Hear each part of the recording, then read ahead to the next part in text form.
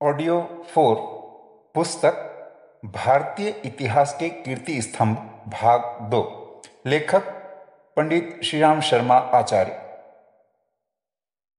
शीर्षक महाराष्ट्र मंडल के चाणक्य नाना फडणवीस। महाराष्ट्र मंडल के राजन्य वर्ग का 16 वर्षीय कुमार जनार्दन भानु मराठी सेनाओं के प्रधान सेनापति सदाशिवराव भाऊ का मंत्री बनकर अहमद शाह अब्दाली के साथ होने वाले पानीपत के युद्ध में पहुंचा। इस यात्रा के पीछे उसका उद्देश्य मात्र युद्ध कला का अनुभव प्राप्त करना ही नहीं था, वरन उत्तरी भारत के तीर्थ स्थलों का दर्शन करना भी था। इसीलिए उसके साथ उसकी माता और पत्नी भी थी। पानीपत का युद्ध तो विजेता अहमद शाह के लिए भी लाभकारी नहीं रहा था। पराजित पक्ष मराठों के लिए तो लाभकर होने का प्रश्न ही नहीं उठता। दोनों ओर से अपार जन धन की हानि हुई। मराठी सेना के प्रधान सेनापति सदाशिवराव भाऊ खेत रहे। बालाजी जनार्दन भानु को भागना पड़ा। पानीपत से मराठी सेना के पांव उखड़े तो दिल्ली और मथुरा में डेरा डाले पड़ी मराठी सेनाएं भाग खड़ी हुईं। कुमार बालाजी जनार्दन भानु की माता व पत्नी इसी भागदौड़ में खो गई। पानीपत के युद्ध का अनुभव इस कुमार के लिए बड़ा भयंकर रहा। माता व पत्नी को खोकर वह एक साथ ही अनाथ और विधुर हो गया था। युद्ध ने मन में वैराग्य उपजा दिया था। मन में यही विचार उठता था कि वह घरबार त्याग कर सन्यासी हो जाए। कई दिनों तक उसके चित्त में यही विचार उमड़ता रहा। एक दिन चित्त कुछ अधिक उद्विग्न हुआ तो वह समर्थ रामदास का दास बोध लेकर बैठ गया। उसके पठन मनन चिंतन से उसे बोध हो गया कि संसार से भागना संभव नहीं है। मैं यदि निष्काम भाव से करणीय कर्म करता रहूं तो मुझे संसार त्यागने की आवश्यकता ही नहीं रहेगी। यह बोध होते ही अपने लिए विशाल कर्म क्षेत्र दिखाई दिया, विघटित होते हिंदू महाराष्ट्र को बचाने और पुनर्गठित करने का। यही किशोर आगे चलकर नाना फडणवीस नामक इतिहास पुरुष के नाम से विख्यात हुआ। इस एक अकेले व्यक्ति ने अपने जीते जी महाराष्ट्र की कीर्ति को धूमिल नहीं होने दिया, जिसे समर्थ और शिवाजी आदि महापुरुषों ने अपने महान कर्तव्य के बल पर संगठित किया था। नाना फडणवीस का जन्म सन 1744 में पूना के फडणवीस परिवार में हुआ था। मराठा मंडल के फडणवीस कार्यालय के मुख्याधिकारी के पद पर कार्य करने के कारण इनके पूर्वजों के साथ फडणवीस की उपाधि लगने लगी थी। पानीपत के युद्धोपरांत नाना फडणवीस समर्थ गुरु रामदास तथा वीरवर शिवाजी की तरह निष्काम भाव से महाराष्ट्र मंडल के पुनर्गठन के कार्य में लग गए। इतिहास इस बात का साक्षी है कि एक अकेले निष्काम कर्मयोगी नाना फडणवीस के पुण्य प्रताप से महाराष्ट्र मंडल की नौका, जिसमें अनेकानेक महत्वाकांक्षी पेंदे में छेद करने वाले सामंत बैठे थे, फिर भी वह तब तक नहीं डूब सकी जब तक वे जीवित रहे। पानीपत की हार का धक्का पेशवा नाना साहेब बालाजी सहन न कर सके। शोक और निराशा ने उनके प्राण हर लिए। उनके पश्चात उनका 16 वर्षीय पुत्र माधवराव पेशवा बने। नाना फडणवीस उनके मंत्री नियुक्त हुए। नाना फडणवीस के मार्गदर्शन में माधवराव ने महाराष्ट्र मंडल को पुनः शक्तिशाली बनाया। थोड़े ही दिनों में पेशवा के इस कर्तृत्व ने वह आशा जगा दी कि लोग पानीपत की हार को भूलने लगे। किंतु माधवराव पेशवा अल्पायु सिद्ध हुए। वे 10 वर्ष बाद ही चल बसे। माधवराव के बाद उनके कनिष्ठ भ्राता नारायणराव को पेशवा बनाया गया, पर वह अपने भाई की तरह योग्य सिद्ध नहीं हुए। पेशवा नाना साहब का छोटा भाई राघोबा पेशवा बनने के सपने कई वर्षों से देख रहा था, पर नाना फडणवीस और अष्टप्रधान मंडल के सदस्य उसके नीच स्वभाव से परिचित थे, अतः वे उसे पेशवा नहीं बनाना चाहते थे। छत्रपति शिवाजी अपने समय से ही यह परंपरा बना गए थे कि अष्टप्रधान मंडल की सम्मति के बिना छत्रपति की नियुक्ति भी नहीं होगी। महत्वाकांक्षी राघोबा ने गुप्त रूप से पेशवा नारायणराव की हत्या करवा दी। ऐसा कुकर्म महाराष्ट्र मंडल में अब तक नहीं हुआ था। फिर भी नाना फडणवीस ने अष्टप्रधान मंडल की सहायता से राघोबा जैसे हत्यारे को पेशवा नहीं बनने दिया। नारायणराव के अल्पवयस्क पुत्र सवाई माधवराव को पेशवा बनाया गया। नाना फडणवीस उसके संरक्षक बने। परिस्थितियां विकटतर होती जा रही थी। स्वार्थी लोग महाराष्ट्र को रसातल में ले जाने को उद्यत थे।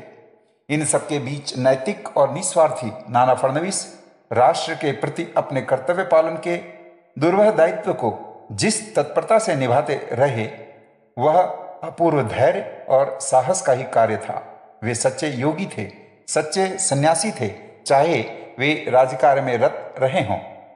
उन दिनों महाराष्ट्र मंडल में नाना फडणवीस जैसा धुरंधर राजनीतिज्ञ और महादाजी सिंधिया जैसा प्रबल पराक्रमी योद्धा दूसरा नहीं था। वे दोनों एक दृष्टि होते तो महाराष्ट्र साम्राज्य इतना शीघ्र अकाल कवलित न होता। पर महादाजी सिंधिया नाना फडणवीस की तरह निस्वार्थी नहीं था। उसकी महत्वाकांक्षाएं बढ़ी चढ़ी थी। नाना फडणवीस जब तक जीवित रहे, उन्होंने महादाजी को महाराष्ट्र मंडल से पृथक नहीं होने दिया। उनकी मृत्यु होते ही वह महत्वाकांक्षी पर अदूरदर्शी व्यक्ति विदेशी अंग्रेजों की चाल में आ गया। माधवराव द्वितीय के समय में नाना फडणवीस अष्ट प्रधानमंडल में महामात्य पद पर पहुंचे। यूं पद से उन्हें कुछ लेना देना था नहीं। एक प्रकार से वे तो विरक्त थे, पर राष्ट्र की सेवा को अपना धर्म मानते हुए महाराष्ट्र के विगत गौरव को स्थायित्व प्रदान करने का हर संभव प्रयास कर रहे थे। महामात्य पद पर प्रतिष्ठित होना इस दृष्टि से अति उपयोगी था। नाना फडणवीस दूरदर्शी व्यक्ति थे। वे समझते थे कि हिंदू साम्राज्य के वास्तविक शत्रु कौन है। महादाजी सिंधिया और राघोबा तो अभी तक यह भी नहीं जान पाए थे कि उनके वास्तविक शत्रु कौन है। वास्तविक शत्रु तो थे अंग्रेज और फ्रांसीसी व्यापारी, जबकि राघोबा और महादाजी निर्बल मुगल सम्राट और राष्ट्रवादी हैदर अली व टीपू सुल्तान को ही अपने शत्रु समझते थे। नाना फडणवीस अपने समय के चाणक्य माने जाते हैं। उन्होंने अपना गुप्तचर विभाग कितना तत्पर बना रखा था, इस संबंध में प्रसिद्ध इतिहासकार मेजर वसु ने लिखा है। नाना फडणवीस के गुप्तचर विभाग का प्रबंध इतना उत्तम तथा पूर्ण था कि देश के किसी भी भाग में कोई भी महत्वपूर्ण घटना होती तो उस घटना के संबंध में भिन्न भिन्न साधनों द्वारा दर्जन की संख्या में वृत्तांत लेख ठीक समय उनके पास पहुंच जाते थे।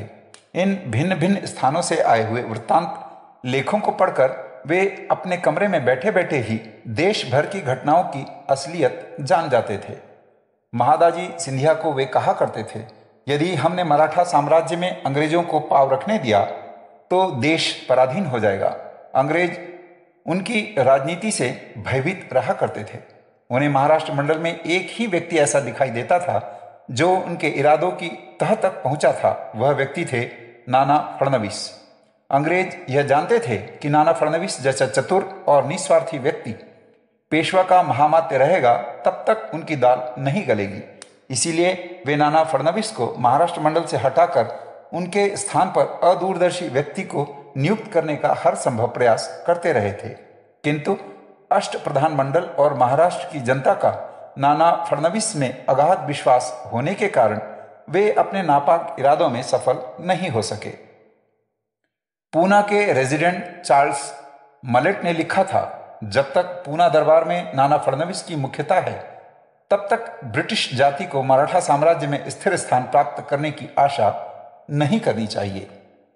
नाना फडणवीस और वारेन हेस्टिंग्स के मध्य जो कूटनीतिक दांव पे चले, उसमें हेस्टिंग्स को मुंह की खानी पड़ी। स्वार्थी राघोबा अंग्रेजों की शरण में जा पहुंचा था। वह पेशवा बनने का महत्वाकांक्षी था। उसने महादाजी सिंधिया को भी लोभ दिखाकर पूना दरबार में फूट डालने का प्रयास किया, पर नाना के आगे उनकी एक न चली। नाना ने न केवल पूना दरबार को फूट से बचाया, वरन निजाम व भोसले को भी अंग्रेजों के विरुद्ध करके अंग्रेजों को चकित कर दिया।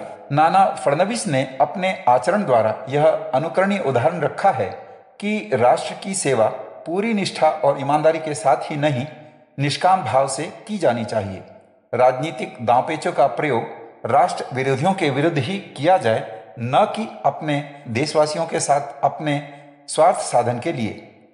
अंग्रेजों ने 1755 में सूरत में जो संधि की थी, उसका उन्हें कोई लाभ नहीं मिला। वे उसे पेशवा बनाने में असमर्थ रहे। हार कर उन्होंने 1777 में पूना दरबार में पुरंदर स्थान पर संधि की। इस संधि के पीछे उनका मतलब नाना फडणवीस को महामात्य पद से हटाना था, पर वे इसमें भी असफल ही रहे। कुटिल अंग्रेज पुरंदर की संधि तोड़ने के प्रयास में थे। वे महाराष्ट्र मंडल पर आक्रमण करने की तैयारी कर रहे थे। नाना भी चुप नहीं बैठे थे, वे उसका मुंहतोड़ उत्तर देने के लिए सन्नद्ध थे। 1779 में हुए इस युद्ध में अंग्रेज बुरी तरह हारे। उन्हें पूना दरबार से अपमानजनक संधि करनी पड़ी। अंग्रेजों के लिए इन संधियों का कोई महत्व नहीं था, वे कभी भी उन्हें तोड़ सकते थे। नाना फडणवीस उनकी कुटिलता से परिचित थे, अतः उन्होंने एक बार उन्हें जड़ मूल से नष्ट कर देने के लिए उद्यत हो गए। उन्होंने निज़ाम, हैदर अली, अर्काट के नवाब तथा मुगल सम्राट शाह आलम को इसके लिए तैयार किया। गवर्नर हेस्टिंग्स को जब इस बात का पता चला तो उसे ब्रिटिश भारत राज्य का समूल नाश होता दिखाई पड़ने लगा। महादाजी सिंधिया को उसने लोभ दिखाकर संधि के लिए मध्यस्थ बना लिया। महत्वाकांक्षी सिंधिया वीर होते हुए भी दूरदर्शी राजनीतिज्ञ नहीं था, अतः वह लोभ में आ गया। गवर्नर हेस्टिंग्स और पूना दरबार के मध्य संधि हुई। नाना फडणवीस के उद्योग से मृत्योन्मुख महाराष्ट्र मंडल का एक बार पुनः भारत की मुख्य शक्ति बन गया। मुगल सम्राट शाह आलम के मराठे संरक्षक बने। अंग्रेजों को दो बार अपमानजनक संधि करनी पड़ी। नाना फडणवीस की मृत्यु 16 फरवरी सन 1800 में हुई। नाना की मृत्यु के साथ ही एक प्रकार से मराठों का सूर्य अस्त हो गया। उनके पश्चात ऐसा कोई योग्य और निस्वार्थी व्यक्ति उन्हें संभालने वाला नहीं रहा। अंग्रेजों का दांव लग गया। उन्होंने स्वकेंद्रित मराठा सरदारों को एक एक करके निर्मूल कर दिया। नाना साहब ने 40 वर्ष तक राष्ट्र की जो सेवा की वह आज भी आदर्श है। उन्होंने सवाई माधवराव बालक पेशवा के आत्मघात के पश्चात राघोबा के पुत्र बाजीराव को पेशवा स्वीकार किया, क्योंकि पेशवा वंश में और कोई उत्तराधिकारी बचा ही न था। बाजीराव उनका जानी दुश्मन था, फिर भी नाना की राष्ट्र निष्ठा देखो। उसने उसके पेशवा रहते हुए भी महाराष्ट्र को डूबने नहीं दिया। ऐसे निष्काम देश सेवियों व निस्वार्थ राजनीतिज्ञों की आज भी देश को आवश्यकता है।